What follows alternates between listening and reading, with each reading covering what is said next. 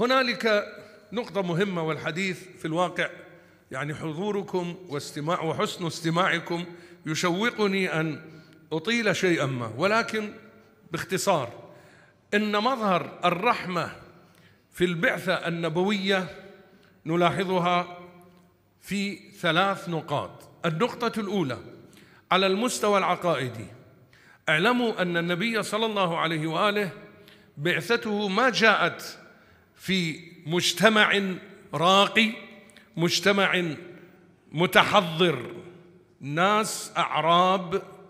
الزهراء في خطبتها تخاطبهم وتقول كنتم كذا وكذا، بعدين تقول بأبي اهتديتم. يعني أفضل مخلوق، أفضل بشر وأكمل بشر كان نبينا الأكرم، أرسله الله إلى أتعس بشر.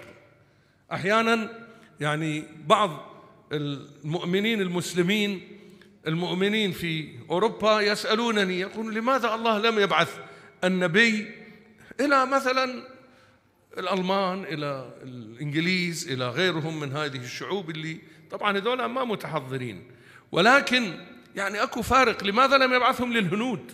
لماذا لم يبعثهم للصين؟ بعثه لهؤلاء الذين كانوا حتى بعد إسلامهم كانوا ينامون على بطونهم في مسجد النبي. شايفين الأطفال لما ينامون أمام جدتهم وتحكي لهم حكاية أو قصة، ينامون على بطونهم ويتلاعبون بأرجلهم ويقولون حدثنا يا محمد. النبي يعني هذه معجزة من معجزات النبي أنه غير هؤلاء، وإلا يروح لناس عقال وناس متحضرين وناس فاهمين وكذا، هذا لعله لا يمكن أن نقول عنه بمعجزة. فإذا النبي غير من أفكار هؤلاء كما يقول أمير المؤمنين. أرسله وأعلام الهدى دارسة ومناهج الدين طامسة. وأيضا قال عليه السلام بعثه حين لا علم قائم ولا منار ساطع ولا منهج واضح. وأيضا يقول أمير المؤمنين على النقطة الثانية، يقول على المستوى الاجتماعي، هذا على المستوى العقائدي بينته، على المستوى الاجتماعي يقول عليه السلام إن الله تعالى بعث محمدا صلى الله عليه وآله وسلم وأنتم معشر العرب على شر دين وفي شر دار، منيخون بين حجارة خشن وحيات صم، تشربون الكدر وتأكلون الجشب وتسفكون دماءكم وتقطعون أرحامكم. هذه كانت ثقافتهم، إضافة إلى غيرها من الأمور الأخرى من الخرافات التي كانوا يعتقدون بها من وأد البنات وغيرها. إذا بشر أحدهم بالأنثى ظل وجهه مسودا وهو كظيم. النقطة الثالثة على المستوى الإنساني، تعلمون حيث كان في الجزيرة العربية وكل الجزيرة العربية تعيش حالة الغربة ويغمرها الظلام، كانوا يغزون ويغزون، يعني هدر الدماء كان عندهم أبسط ما يكون.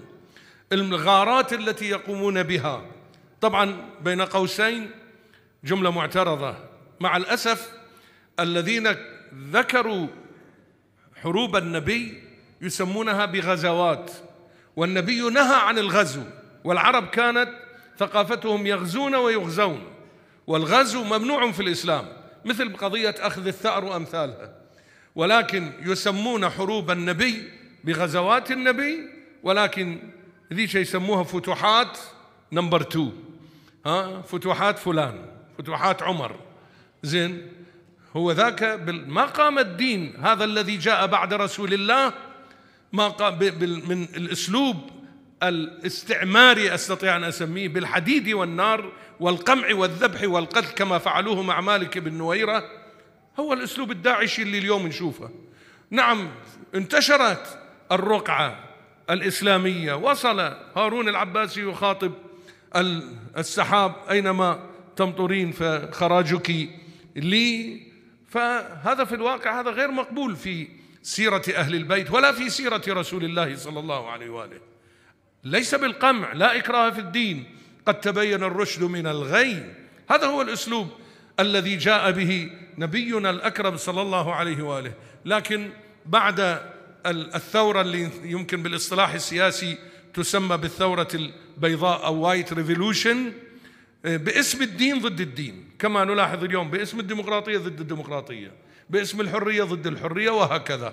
عموما النبي كل حروبه كانت دفاعية، ما كانت غزوات، يعني ما كان هجوم مباغت، وإنما كانت حروب دفاعية، إما استباقية يعني قبل أن يصل جيش العدو إليه، وإما أن كان يدافع في داخل المدينة كما في بعض الحروب التي قام بها. عموما فمولانا أمير المؤمنين عليه السلام يقول على المستوى الإنساني أن النبي صلى الله عليه وآله به أضاءت به البلاد بعد الضلالة المظلمة والجهالة الغالبة والجف الجافية. ثم قال عليه السلام: ابتعثه بالنور المضيء والبرهان الجلي والمنهاج البادي والكتاب الهادي حتى دخل الناس في الإسلام أفواجا أفواجا. فنسأل الله سبحانه وتعالى أن يعجل في فرج مولانا صاحب العصر والزمان حتى يتحقق الوعد الإلهي، حيث قال: ونريد أن نمن على الذين استضعفوا في الأرض ونجعلهم أئمة ونجعلهم الوارثين. فلا نشك بوعد الله، فالله يقول ونريد، ومن الذي يستطيع أن يقف أمام إرادة الله؟ نسأل الله سبحانه وتعالى أن يجعلنا من أصحاب هذه المسيرة ومن التابعين حقا لرسول الله صلى الله عليه وآله وسلم، وملأ قلوبنا معرفة وإيمانا ورحمة. وأسأل الله سبحانه وتعالى أن يعيد علينا هذه المناسبة بتعجيل فرج مولانا صاحب العصر والزمان ببركة الصلاة على محمد وآل محمد.